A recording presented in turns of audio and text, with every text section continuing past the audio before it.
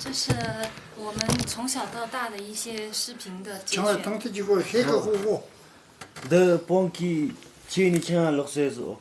这是在成都的家里面，他自己看电视。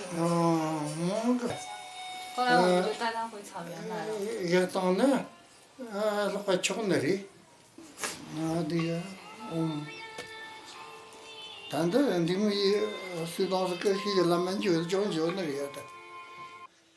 达扎活佛听了格林的不幸身世，观看了格林从小到大的部分影像，深受感动，还为格林念经祈福。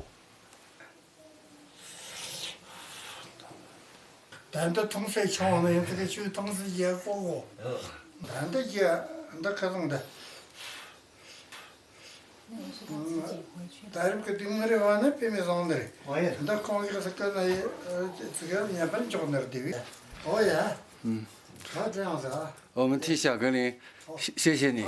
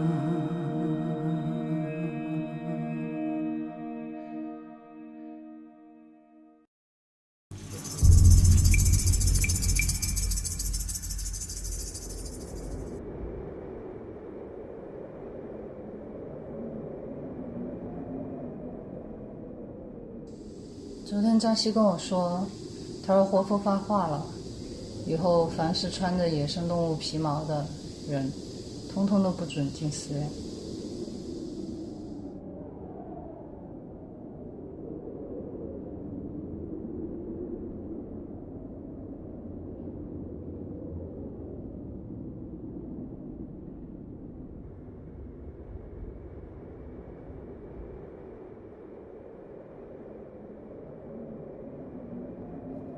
严冬的脚步加深，猎物越来越难找了。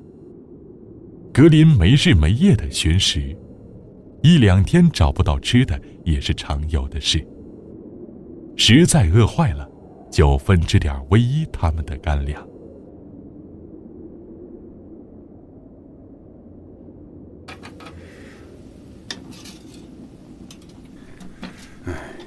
狼群也不知道跑哪儿去了，好久也没看到了。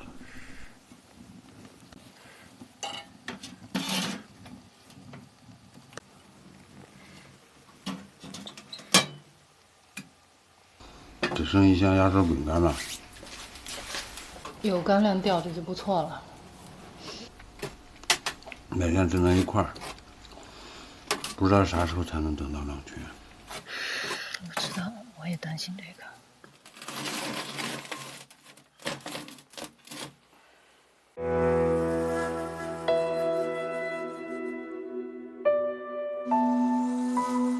冬季，狼群集结是小格林回归的最佳时机。如果错过这个冬季，狼群再要接纳成年的格林几乎不可能了。如果不能重返狼群，格林的一生也就毁了。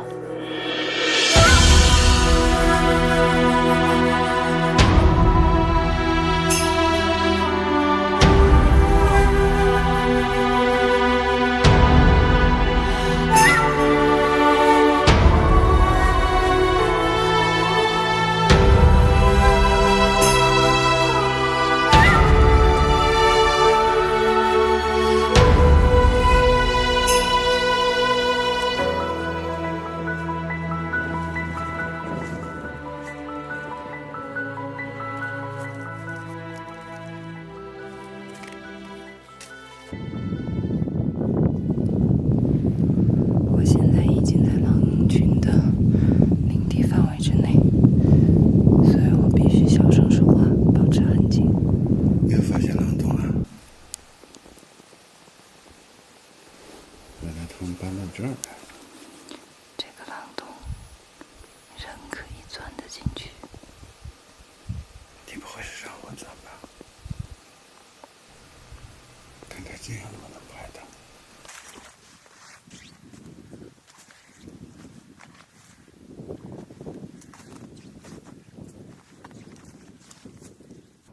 不行不行，让格林上。格林，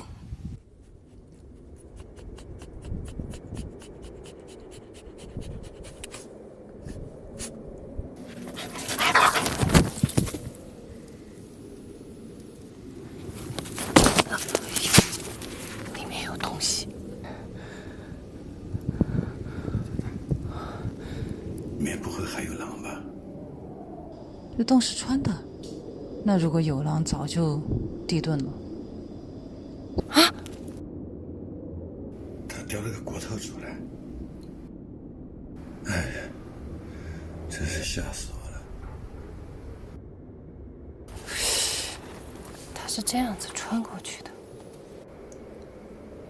哎呦，那边还有他们吃剩的骨头。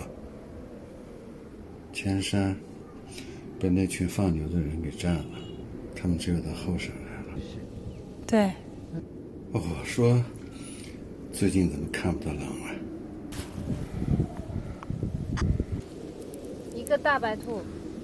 抢妈妈的，妈妈啊，的，妈妈这儿有。野狼哪有你吃的糖多呀？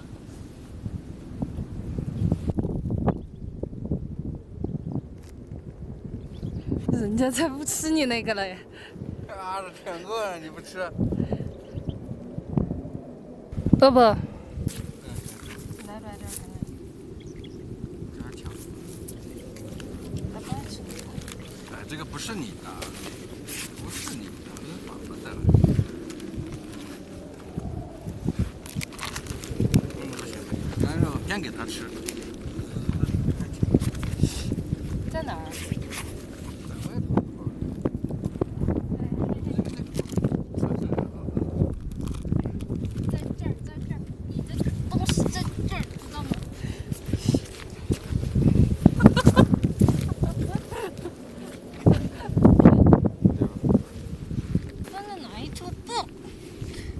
强盗！强盗！强盗！抢了一头走。哎，可以。也好的。你说这些狼群跑哪儿去了？吃点干肉就行了，说不定那一只正在暗处看着我们呢。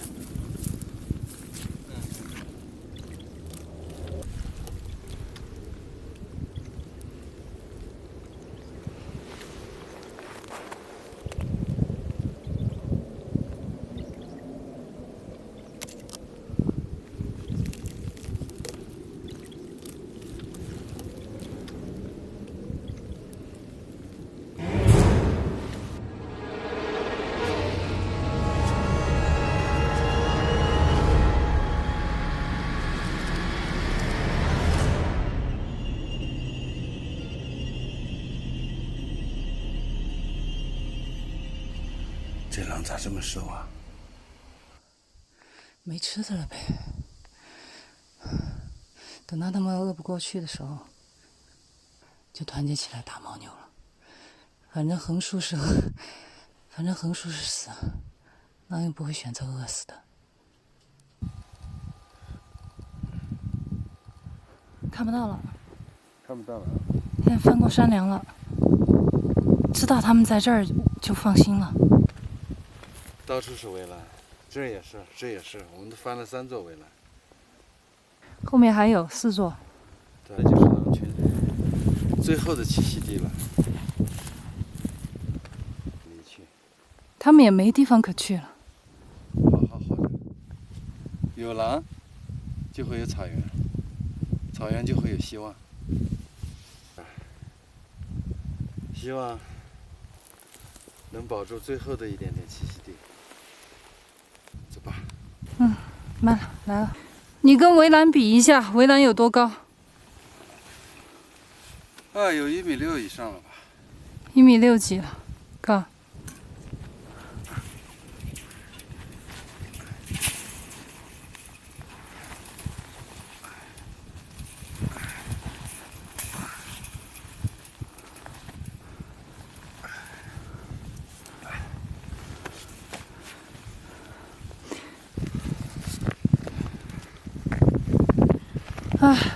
休息一下，累不累？好累呀！累坏了。饿得走不动了。你不要把我的脑袋压坏了。这样看起来你太牛了。前段时间，要不是那帮放牛的干扰，说不定格林就已经回去了。你看起来好像牛魔王啊！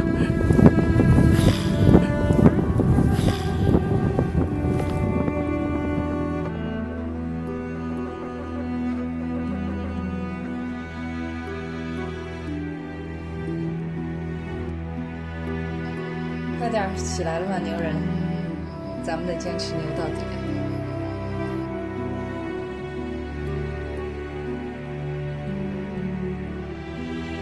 人在明处，狼在暗处。越是找狼，狼越跑得远。经过分析，这种方法找狼，很可能会干扰到狼群冬季的正常集结。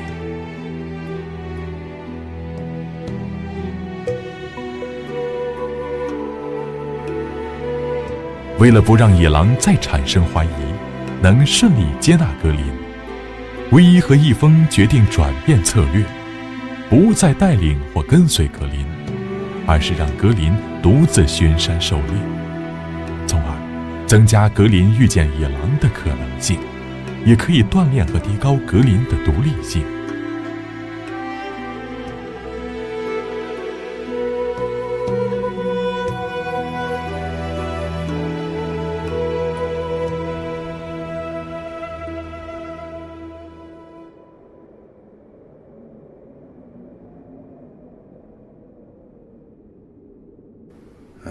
这么冷的天，野生动物都被人们打光了，你说狼群都吃啥呀？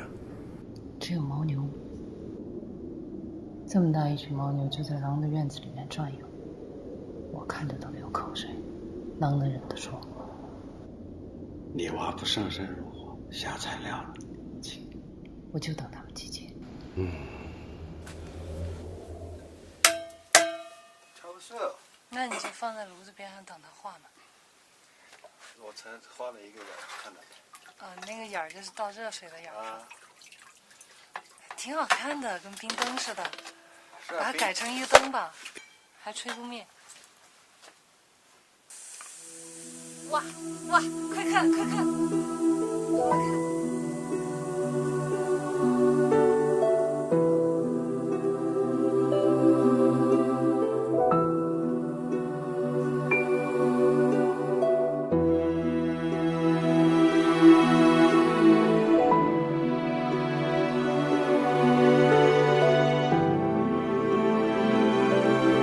越是看不到希望的时候，越要让自己保持乐观的心态。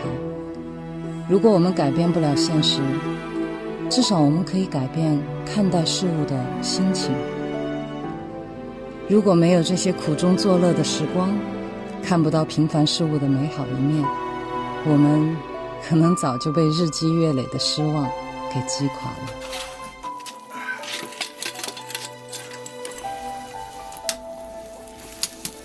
这最后2个了，稍微有点冻了哈。冻土都在前面。好不好吃啊？好吃。牛粪壳土豆，这不是土豆，这是肉。不知道哥你找到吃了没有？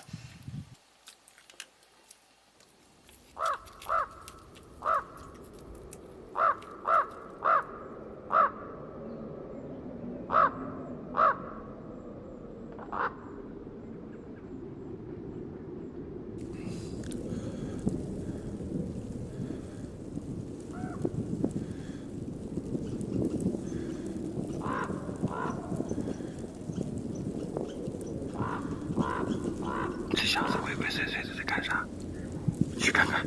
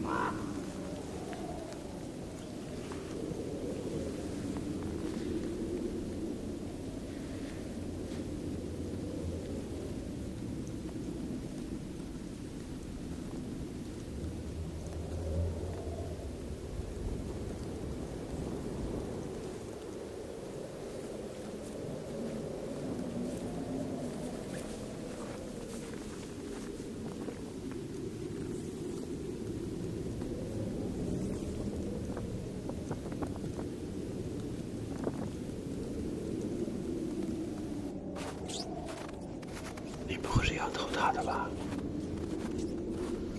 这样不行，真的不行。被他发现了怎么办？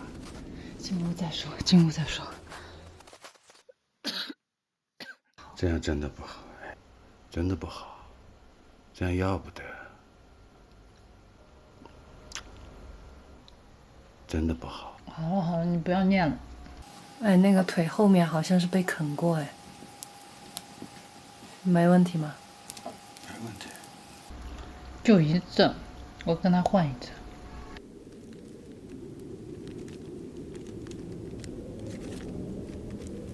2块够不够？买上了。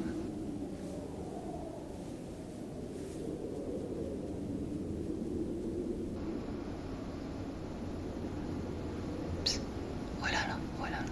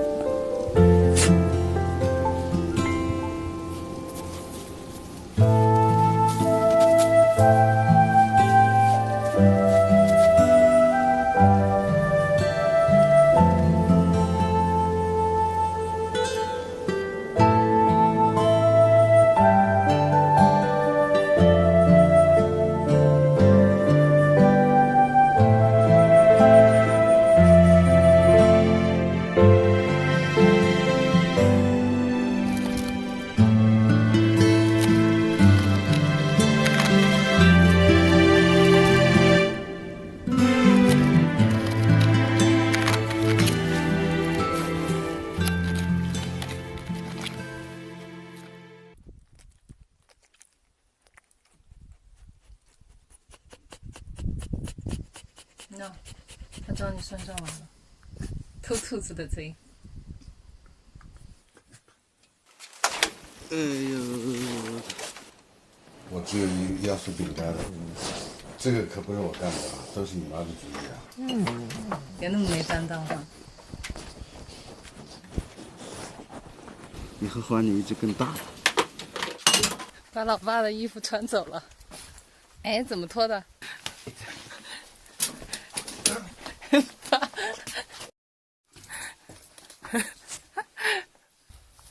好，咱俩换。那个，全吵。把你老爸的狼皮拿走了，穿上。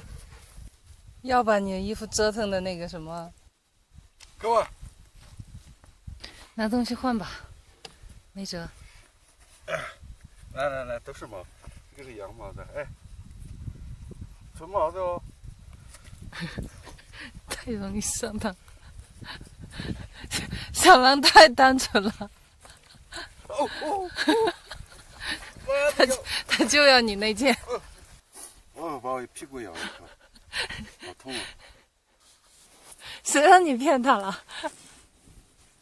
这样你拿。林，骨头，给你换。来，好吧，比衣服好玩的。骨头，去吧。还不上当。他今天怎么了？盯死你这件了？他往后槽牙上放，难道你要给切割了？他难得看见你把衣服脱下来，觉得你换毛了。你扔一坨牛粪或者什么往远处，把他引走。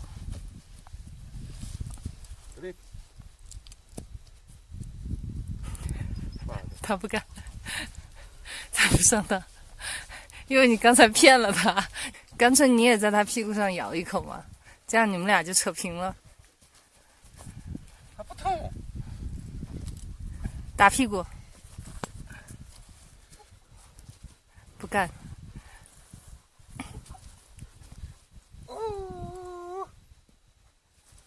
哎，终于走了，赶紧穿。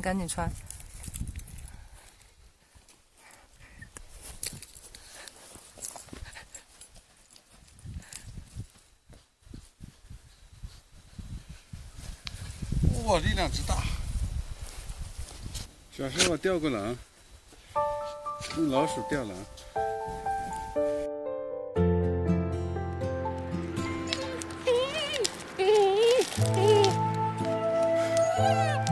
就是不松嘴，看到没？这就是狼的精神。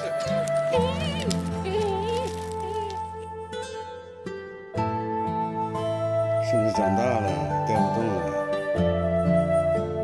长得真快啊！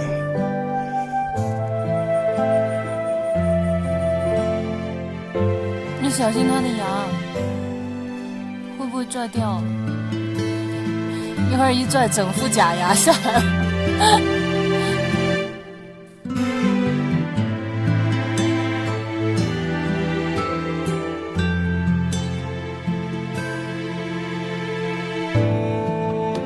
天刚刚亮，格林就已经出猎了。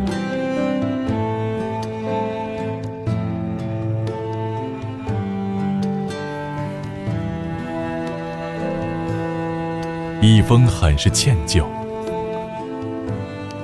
又在格林藏兔子的地方埋下了一些干粮，但是接连几天雪窝子都再没被动过。按狼的习惯，藏食时候非常警惕，绝不泄露天机。藏尸点一旦被发现，就绝不会再用了。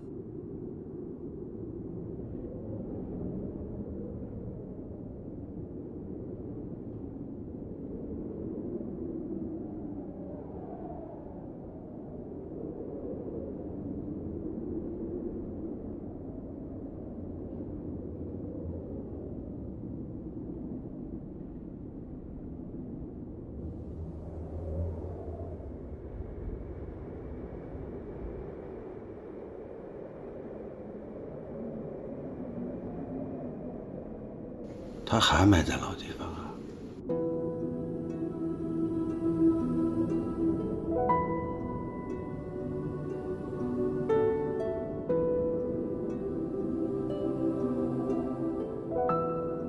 他知道我们也饿。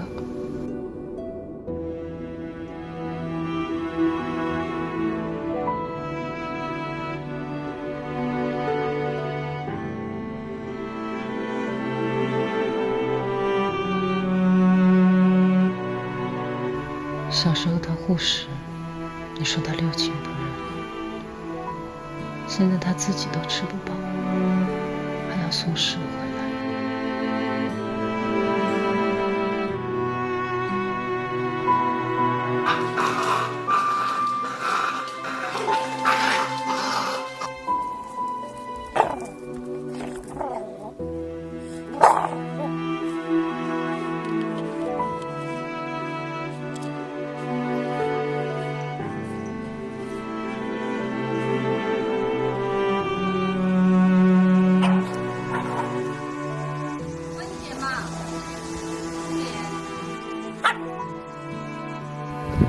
强斗，强斗！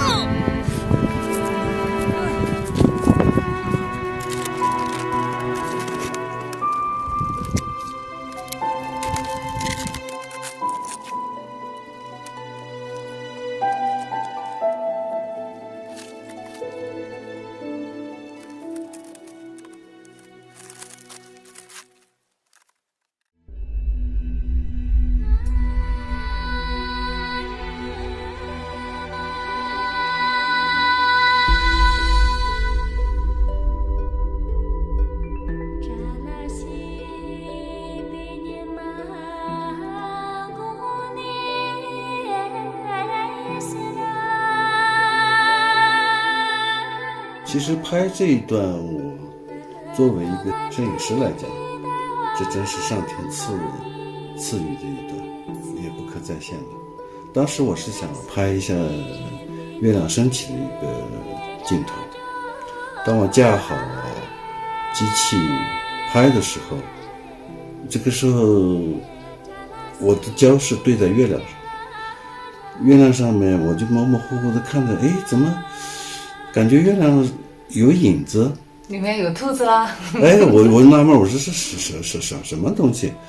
当我又调焦调到近焦的时候，我眼睛都惊呆了，竟然是唯一带着小狼正好从那儿路过，还停在那儿。这3点一线，背景是月亮，正好月亮的中间，在这个山脊线上，他们在跳舞，我的镜头正好又对准这个，就是非常非常有默契。他们也不知道我在拍。我当时心屏住呼吸，我就怕有一点点呼吸会影响抖动。哎呀，心里面在狂跳，真美！我说这是上天赐予的一个画面，所以大家看到了非常唯美的月下共舞的这么一段，其实它就是一个自然拍摄的过程。刚刚到草原的时候，我是想尽了各种办法，想要抓住那个鼠兔。我想我得帮我儿子一把呀，想的各种办法好像都不奏效，徒手去抓呢，我更是没他快。后来一峰跟我说，他说我有一个点子，就地取材，我只要2块板砖，2根牙签儿。好，然后他就设了一个陷阱，只要鼠兔一碰到这个牙签儿，它就会被2块板砖倒下来的板砖给夹住。然后设好这个陷阱以后，我们俩就都在旁边看，希望尽快能够抓到第一只鼠兔。结果我就看那些鼠兔远远的对这个面包根本就不感兴趣，然后我再看到一只鼠兔就这样盯着我们，好像那个表情就是在说，给你科普一下，我叫鼠兔，我是兔子，我吃草的，你把我当耗子呀。鼠兔对这个面包根本不感兴趣，反倒是麻雀对这个面包屑非常的感兴趣。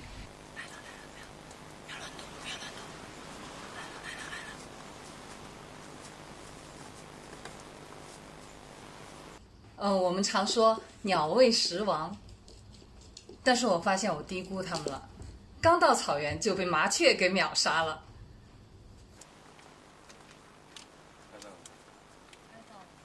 它不进这个孔。好狡猾啊！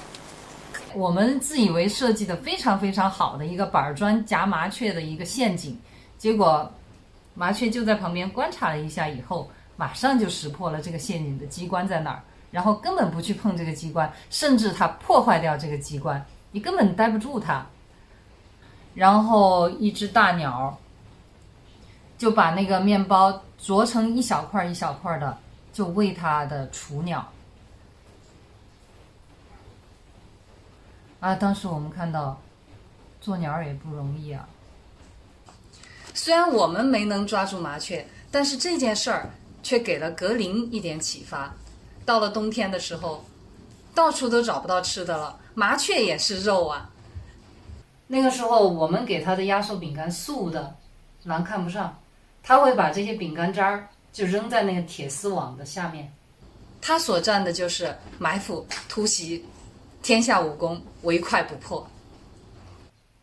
他也会从属兔的洞里面去把那个赫贝拟蒂鸭给抓出来吃。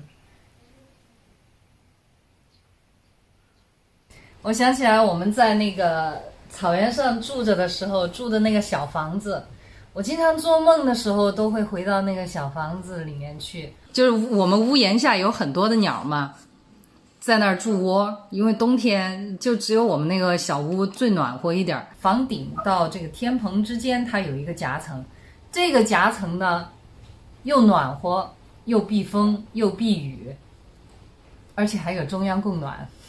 那些鸟早上都成了我们的闹钟，一到早上5点过的时候，吱吱吱吱吱就开始叫了，就把我们叫醒了。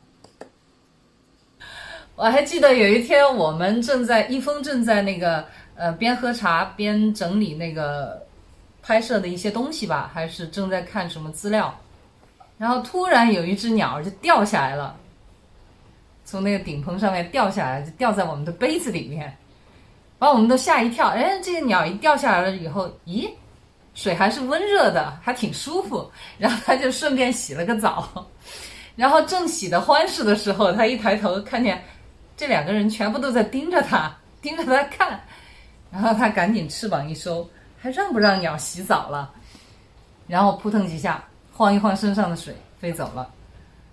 然后说到鸟的事儿的话，那太多了。我们在小屋的旁边就用一个帐篷支在那个坑上面，就修了一个厕所。有一天我就发现那个厕所那个帐篷怎么在动呢，然后我再走进去一看的时候，我就发现这只鸟就在里面扑腾，它出不来。到底是从哪进去的？然后这一只赫贝拟蒂鸭它应该是一只幼鸟，它就在那个帐篷里面就挣扎着急出不来。然后这个时候我们看到了挺让我们感动的一幕，它的亲鸟，它的爸爸妈妈又啄那个纱窗网子，又撕扯帐篷，就想尽各种办法想把他的孩子给救出来。一只大鸟在撕扯那个帐篷，然后一只大鸟呢就在旁边就找一些吃的，给这个小鸟从那个纱窗洞里面就把这些吃的东西给它塞进去，就好像在安慰他，孩子你别着急，爸爸妈妈都在救你。一直就没有放弃，一直就想要救他。草原上哪怕一个很微小的生命哈，他都在为生存为活着而努力。我们放了这只鸟以后，这只鸟它就一直在那个围栏上，还有在我们的那个小屋周围，它就打转。我们对它们的友善，它们也会回报我们以友善。这些鸟它还来扑窗户来报警，有几次呢我们就发现它们扑窗户的时候，就是发现狼来了。